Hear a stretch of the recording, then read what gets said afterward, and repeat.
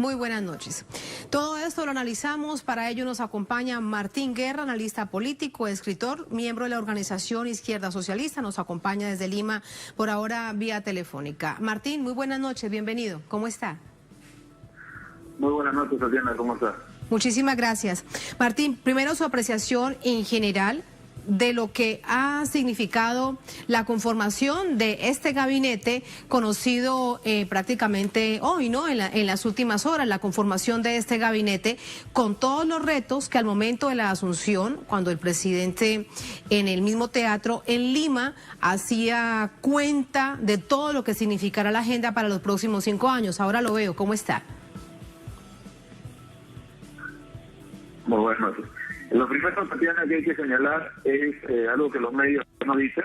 Rápidamente, que gracias a la acción conjunta del Fujimorismo liderado por Keiko Fujimori y muchos representantes de los poderes fácticos, entre ellos los medios de comunicación de la concentración mediática, hicieron todo este show para impedir el ascenso del pueblo en la representación de Pedro Castillo, como justamente había ganado las elecciones, y gracias a estas serie de reclamos ilegales e injustos, al presidente Pedro Castillo le ha dado muy poco tiempo para poder instalarse, para poder hacer la transición y para poder tomar decisiones concretas de acuerdo a la conformación de un gabinete y otros temas de organización para la transición, ¿no? Entonces eso no lo dice.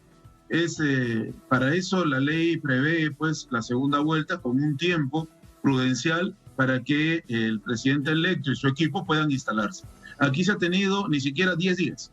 Y entonces eso pues trae a colación una serie de problemas que pueden traducirse como improvisación, como desorganización, pero que no sale necesariamente de las propias fuerzas de Perú Libre y del equipo ganador, sino que es producto del contexto hacia el cual nos condujeron los fujimoristas, la mafia y los poderes fácticos, entre ellos los medios de la concentración mediática. Eso es lo primero. Lo segundo es un gabinete que representa a todo el Perú. Hay profesionales que son de diversas universidades, no necesariamente de Lima. Ya estamos hartos de que siempre los gabinetes sean centralistas, es decir, que solamente las élites estén representadas en los ministerios. Ahora no. Ahora, si bien es cierto, hay gente de universidades de Lima, también hay gente de universidades de provincia, pero también hay no universitarios. Y eso está muy bien. Gente que tiene experiencia en el Congreso, gente que tiene experiencia en gestión y diversas personalidades del campo de las artes, la cultura, la práctica política y, ¿por qué no?, la organización popular, que creemos tiene mucho más valor que otros aspectos meramente academicistas. Entonces es un gabinete interesante. El problema es que los medios no aprueban este gabinete porque es un gabinete del pueblo. Ellos quisieran ahí representantes técnicos, entre comillas. Muchas veces los técnicos terminan siendo aquellos que maquillan el sistema y el modelo tal como está y no respondiendo a las necesidades del pueblo. Y no Martín, y que también fueran de Lima, que también fueran de la centralidad. Esperaban también eso, tal vez que fueran de Lima, que fueran de la capital, como ha solido suceder. Así es. Eso es lo que se esperaba y como no ha sido así, entonces es una de las molestias que les ocasiona este gabinete. Están buscando distintos actores políticos, congresistas en funciones, excongresistas, todo aquel que hable mal del nuevo gabinete del presidente Pedro Castillo, incluso algunos expresidentes que están pidiéndole al presidente, como por ejemplo Ollanta Humala, que debe rectificar ahora y le hablan de errores. ¿Demasiado pronto no le parece a usted para que estén hablando de errores cuando ni siquiera han comenzado a gobernar? Estamos 30 de julio, el presidente juramentó el 28. Ningún gobierno de nuestro gusto político o de nuestros adversarios podría merecer alguna crítica en solo 2 días. Eso es un despropósito que forma parte de las intenciones golpistas que nosotros hemos denunciado como movimiento popular desde antes incluso de la segunda vuelta y durante todo el transcurso de los acontecimientos posteriores a este. Incluso algunos dirigentes del fujimorismo han señalado que Castillo está haciendo todo lo necesario para ir procesando ellos la vacancia presidencial. Es decir, se plantea una vacancia con ni siquiera 100 días de gobierno, que es lo que cualquier presidente o presidenta merece para poder analizar su desempeño. Entonces, hay ahí una intención golpista, hay una intención desestabilizadora que no se debe permitir. El pueblo está contento porque está viendo gente como ellos, como nosotros, que forman parte de nuestras vivencias cotidianas, que están asumiendo responsabilidad política. Eso es sin duda importante y para la claridad del panorama nacional, porque una es la visión, la narrativa que se instala, sobre todo cuando es conjunta por parte de las corporaciones mediáticas, pero a veces eso no es coincidente con la realidad real del país. ¿Cómo has visto estos días esa realidad real del Perú? Presidente Pedro Castillo, su elección, la gran fortaleza de nuestro pueblo que vino desde el interior del país, dejando muchas personas de las que vinieron para defender el voto son campesinos. Y tú sabes que el campesino no puede desligarse de la tierra, sencillamente pierde la producción. Vinieron centenares a cuidar el voto porque lo que había era una acción desestabilizadora golpista. Esa gente tiene muchas postraciones, mucha miseria, ¿no? Y la pandemia ha profundizado aquello.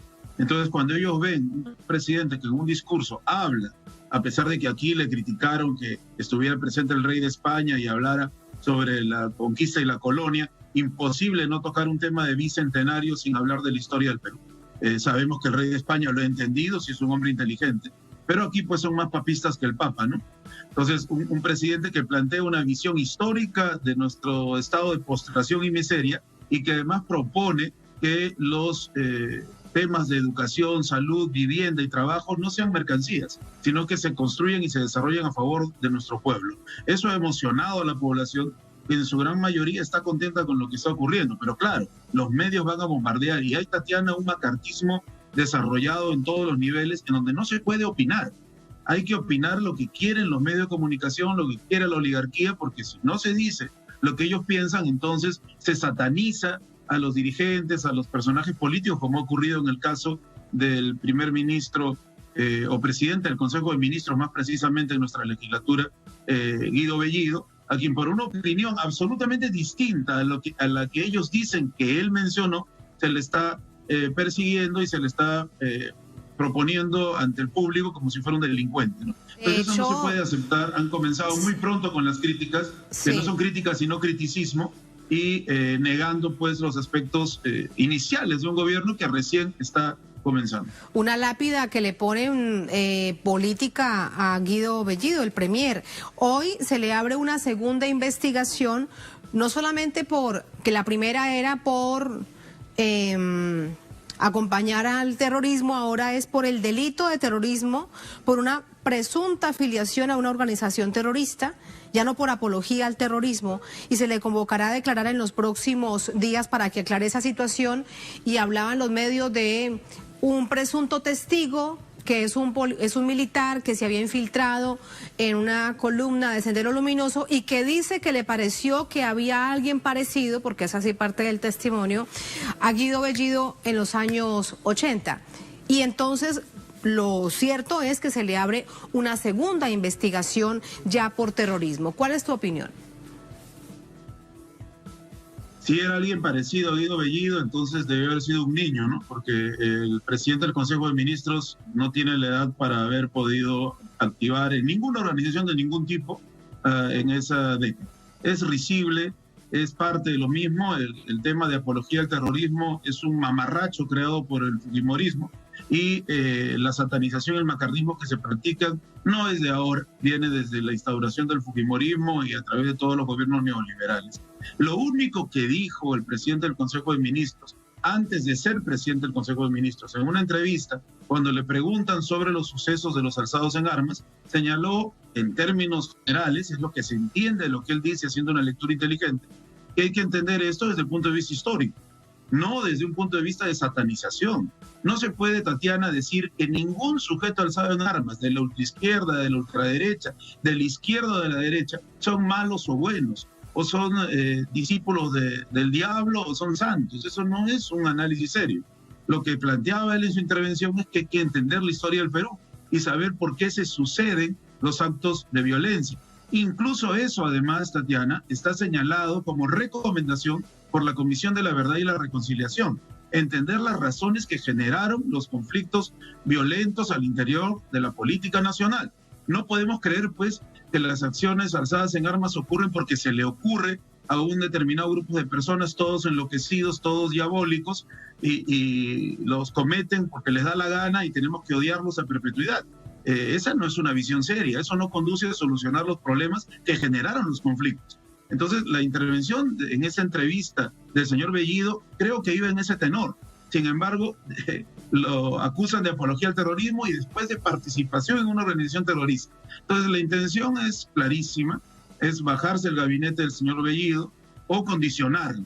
Ellos saben, el Congreso sabe que si niega confianza a dos gabinetes se puede cerrar el Congreso. No creo que quieran ir por ese camino. Entonces lo que van a plantear es tratar de ajustar al presidente Castillo a través de la presión política. Pero para eso está nuestro pueblo vigilante y defensor del proceso, porque si no el camino sería la perpetuación del neoliberalismo, y eso es lo que la población ha negado en su gran mayoría con su voto. Sí, te escucho atentamente y me pregunto también cada país con sus propias características. Sí, y hago un poco de abogada del diablo, teniendo en cuenta que todo lo que tenga que ver con terrorismo es un asunto tan sensible y ahí sí en cualquier parte del país. En esa entrevista en abril pasado, Guido Bellido decía que una persona puede ser terrorista insurgente, estar en un grupo ilegal, pero que puede rectificar. Y esto lo vemos, por ejemplo, para el caso de Colombia. Las FARC se fue a un proceso de paz, entregó las armas, rectificó, está en la vía democrática, en la oposición, buscando un camino, incluso también de la parte política, como por ejemplo con el Partido Comunes. Tal vez habrían sido desatinadas para el momento coyuntural político que estaba viviendo el país, esas declaraciones. Pues, pero hay varias cosas que decir ahí, ¿no? Primero tendríamos que ponernos a discutir qué es terrorismo, cuándo se sucede el terrorismo, cuándo una organización es solo insurgente, cuándo es subversiva, cuándo hay una guerra interna o hay un conflicto armado interno. Son conceptos de la politología importantes que hay que definir. Aquí cualquier cosa se coloca en el saco del terrorismo. Pero en el caso específico de lo que ha pasado con el señor Bellido, habría que hacerle recordar a Ollanta Humala que en su propio libro, el libro que escribió Ollanta Humala, o bueno, lo mandó a escribir, no sé, pero salía su nombre, él reconocía a las organizaciones alzadas en armas en el Perú en la década de los 80 como eso, como organizaciones alzadas en armas y no como terroristas, y lo sustentó en varias entrevistas televisivas. Bueno, después Ollanta Humala cambió al ser presidente, pero como candidato decía otras cosas, así que habría que hacerle recordar. Sabemos que el tema, pues, de la violencia es susceptible para toda la población, incluyéndonos. Nadie sueña, pues, con violencia ni quiere que ocurran estos hechos. Pero lo único que se planteaba en la entrevista, creo yo, era comprender que las acciones violentas eran producto de una situación de postración y miseria, de contradicciones sociales, y que eso había que entenderlo así y luchar porque no se vuelva a dar definitivamente. Incluso el señor Bellido dice claramente, optaron por un camino equivocado, es la idea que él sustenta. En ningún momento dice que la opción bélico-militar que toman los sujetos alzados en armas fue una opción correcta. Él no dice eso, dice todo lo contrario. Entonces, desde ningún punto de vista se puede decir que el señor Bellido haya adherido al terrorismo o que esté en una campaña a favor del terror. Desde el punto de vista de los medios de comunicación, hago la aclaración de los conceptos. Es un debate muy largo, ¿no? Sí. Pero sí concuerdo contigo, estoy absolutamente de acuerdo que es un tema muy delicado y que nos solidarizamos siempre con las víctimas que se han dado en todo nuestro país y en el continente en general, porque esto es algo de vieja data en la historia de nuestros pueblos. ¿Y que significa? Que debería darse, que hay además, desigualdad Martín, social, pobreza, exclusión y miseria. Claro, que debería además darse, si es el caso, un debate serio nacional con argumentos, pero realmente serio, sin acudir a tal tipo de ataques. Por último, me pregunto, recordando el discurso del presidente Pedro Castillo, Martín, si también toda esta efervescencia de agresividad de los medios es porque él dijo que esa pauta que iba para todos los medios ahora ya no va así. Va a tenerse más en cuenta medios locales, medios alternativos, medios en las regiones. Nosotros preferiríamos que se abriera el espacio radioeléctrico como lo señala la ley, para todas las poblaciones, y que se dieran incluso presupuestos para que los barrios, las comunidades campesinas, los sindicatos pudieran acceder a la radio y la televisión, porque el espacio radioeléctrico es de todos los peruanos, no de dos familias como ocurre aquí. Han puesto el grito en el cielo y es correcto lo que tú señalas, ¿no? Ellos están preocupados por perder los beneficios de la publicidad del Estado. Dicen que es poquísima mentira. Hay muchos canales y radios que viven de la publicidad estatal, y además a través de la publicidad estatal se abren ventanas para otro tipo de negocios, ¿no?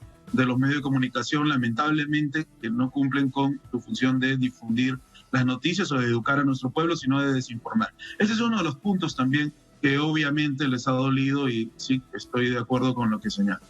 Muchísimas gracias por ese análisis, Martín. Muy buenas noches.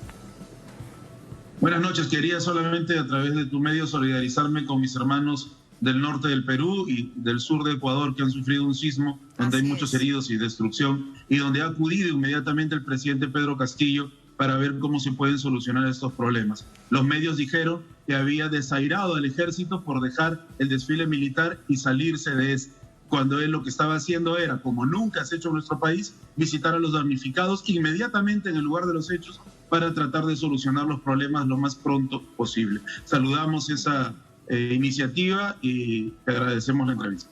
Muchísimas gracias a ti, Martín. Muy buenas noches. Buenas noches. Buenas noches. Así nos vamos a...